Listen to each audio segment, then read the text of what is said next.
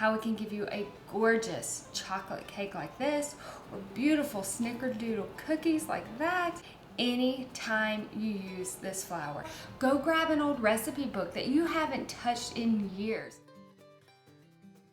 Hello, welcome to my keto kitchen. I'm Victoria, and today I am going to share with you the absolute best flour mixture for keto cakes and cookies. Any type of dessert that you want to make, this is your flour. Also, this flour is amazing at frying chicken. So I can't just say it's just for cakes and cookies. And I'm going to share it with you. In the description box below is going to be a timestamp, because from now until then I have some explaining to do. And so if you don't want to hear about different substitutions for the flour, why I use what I use, then go ahead and just skip ahead to where I give you all of the ingredients, show you exactly how to make it for yourself. What I want to explain is one ingredient at a time, why I use it, and if there's a substitute for that ingredient, in case you have an allergy or in case you just don't like it. So the first thing I use, almond flour. Now, this is the only brand of almond flour that I buy. I've tried many others. I don't like them. I'm done. This is the best value and the best quality. So I use the Blue Diamond almond flour. The reason I use Blue Diamond almond flour is because it is a flour with a high fat, but it's not too high. So if you're allergic to almonds, a substitute could be pecan flour or walnut flour, other nut flours that you're not allergic to. I like almond flour probably mostly because of Blue Diamond and how fine they make this flour.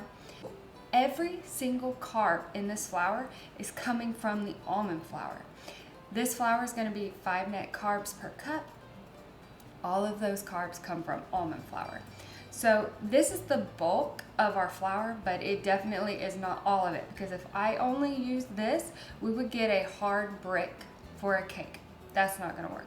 The second ingredient that I use is oat fiber. Very light, very fine. There's no grit, there's no sandy feeling. This that I have not found a substitute for oat fiber. Oat fiber can have a strong taste. That's why I go with the Modern Mountain, because it has the least taste. It's white. A lot of keto flours are not white. They're yellow or brown or green. They're strange. When I take a cake to a party or I take a dessert somewhere, I don't want it to look strange and people pass it by because it just looks bad. This is white, it is fluffy, it is airy. I have not found a substitute for oat fiber. I love oat fiber. This is a staple. It's a must in this keto flour. The third ingredient is egg white protein powder. Now, when I first bought egg white protein powder, I bought it from Now. I do not buy it from this brand anymore, but I kept their container. I like to have the screw-on lid, things like that, but I'm actually buying my egg white protein powder from bulk supplements on Amazon because they have 0 carbs and 0 everything. It's just 0, so I'm happier with 0. Now actually has some carbs in it, so I'm not going with this brand, but I'm keeping the container. So egg white protein powder is another one that I cannot substitute. So this is what I did. I was recommended to try whey protein powder because they said other big keto channels use a lot of whey protein. And I said, well, whey is cheaper than egg. And so if it works, it works. So I did it. I substituted egg white protein powder for this one. I bought this whey protein isolate. That was terrible. I don't know why someone would use the whey protein instead of egg white if you're looking for consistency. If you just want protein, then it doesn't matter. Use whatever protein you want. I don't use egg white protein just for the protein. I use it for the properties of egg white protein powder. You know, when you whip an egg, you get a whip. It's very gelatinous. The viscosity of it is thick and it holds together. I whipped whey protein. I did even egg white protein, whey protein, mixed them up with water. Whey protein moves around in the cup like water does. Egg white protein powder moves around like a gooey glue. You need the glue inside of your keto flours because you don't have gluten. And yes, we use xanthan gum, but you cannot replace egg white protein powder and get the outcome that I get in my recipes. There's no substitute for egg white protein powder that I know of because you need the bulk. So you need the 60 grams. I do not recommend a substitute for egg white protein powder. People have said psyllium husk powder. Problem with that is you only need a little bit to get a similar property to egg white protein powder. However, you also need the bulk. There's a lot of sciencey stuff kind of behind these flours. So the reason I use egg white protein powder is because I need the bulk and I need the viscosity and the ability for it to hold things together. The fourth ingredient that I use in my flour is xanthan gum. Xanthan gum acts as a gluten. So in this flour mixture, the cakes and cookies, there's only 1 tablespoon of xanthan gum.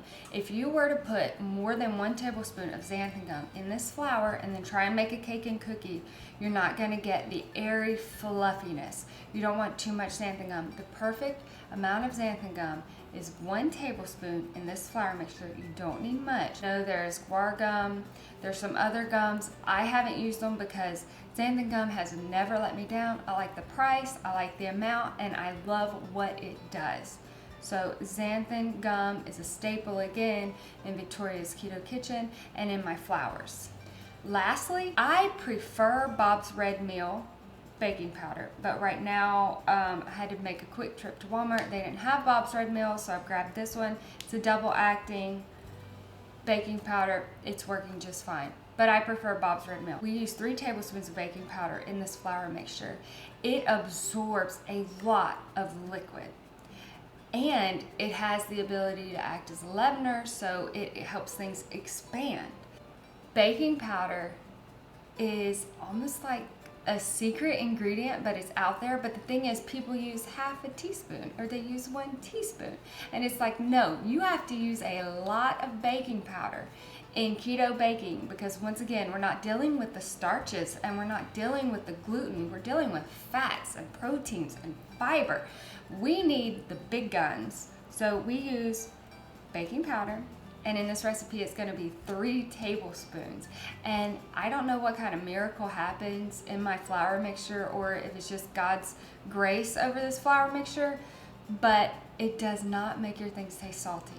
I've had issues with baking powder in the past before I made this keto flour mixture, and it would make things taste salty, and that is not good.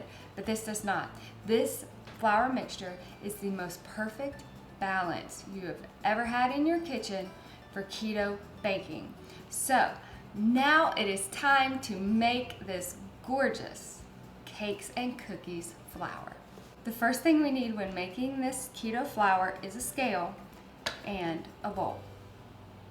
I'm going to zero out the scale, and I always begin with almond flour.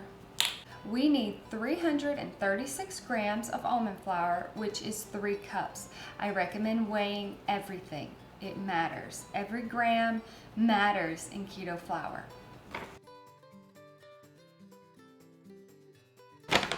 After the almond flour, we need oat fiber, and with oat fiber, we need 57 grams, which is 3/4 of a cup. Thirdly, we need egg white protein powder, and once again, clearing out my scale, we need 60 grams of egg white protein powder. And 60 grams is half of a cup. Fourthly, we need 1 tablespoon of xanthan gum. In weight, 1 tablespoon of xanthan gum is 11 grams. Lastly, we need 3 tablespoons of baking powder, and that is 36 grams. And that is all it takes to make the best keto cake, keto cookies, keto pastries.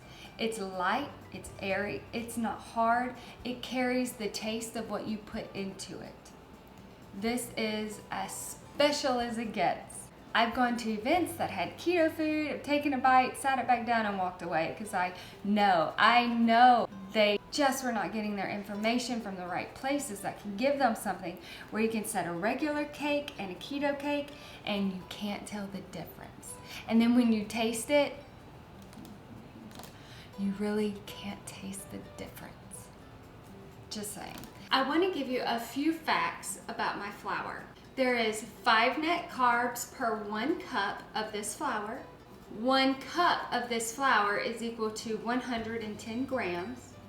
All of the recipe, as well as carbs per cup, grams per cup, net carbs, all of that is going to be in the description box below. If you make this flour, let us know. If you make something with this flour, go grab an old recipe book that you haven't touched in years.